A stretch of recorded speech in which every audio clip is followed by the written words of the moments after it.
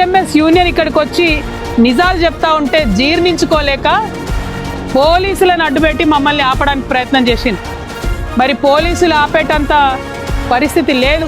ఇవాళ ఇక్కడ మేము గేట్లు బద్దలు కొట్టుకొని లోపలికి రావడం జరిగింది.